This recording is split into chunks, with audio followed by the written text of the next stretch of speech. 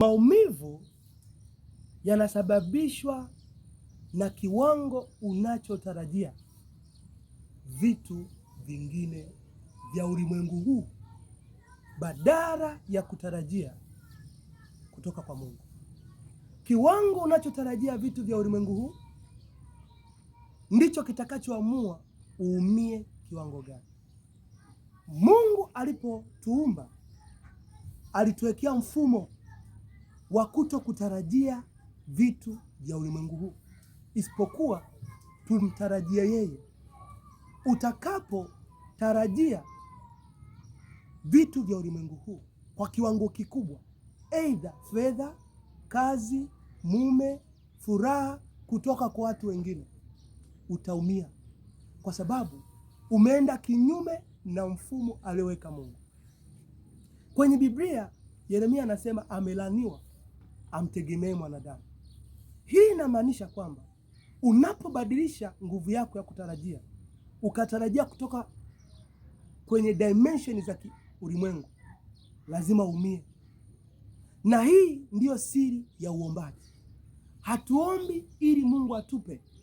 Tunaomba baada ya kuelewa kwamba mfumo wetu wa kutarajia lazima uwe ni Mungu na sio vitu vya ulimwengu.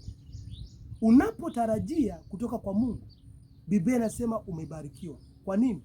Kwa sababu Mungu atakupa majibu vile anavyotaka yeye na sio vile anavyotaka wewe. Na ndio maana Yesu alipofundisha wanafunzi wake, aliwafundisha siri hii kwamba wasitarajie kutoka kwenye maisha ya kawaida. Akawaambia, tazameni ndege. Akawaambia, msiwaze mtakula nini, mtavaa nini, kwa kuwa hivyo ndivyo mfumo wa ulimwengu wengine wanavyotarajia.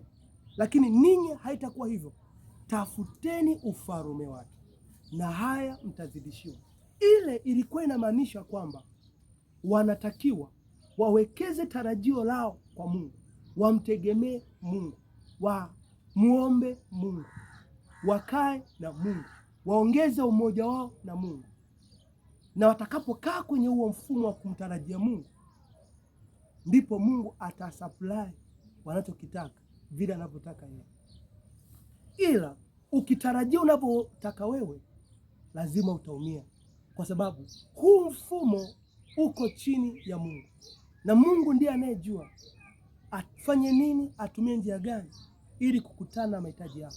Na mtu yeyote muombaji ni vigumu kuumia, kwa sababu moyo wake hautarajii vya duniani, hautarajii furaha, amani, kicheko kutoka kwenye vile vya ulimwengu huu, bali kutoka kwa Mungu. Na hiyo ndiyo ambayo inatakiwa iwe ndiyo ufahamu wako, kwamba kwa nini watu wanaomba. Hatuombi ili Mungu tu atupe. Tunaomba baada ya kuelewa siri ya ulimwengu unavyofanya kazi, kwamba ulimwengu ukiwekeza tarajio lako kwenye vitu vya ulimwengu huu, lazima vitakudisappoint, na hapo ndipo utakapoumia. Lakini ukiwekeza tarajio lako kwa Mungu, Mungu hata ruhusu umie ndani.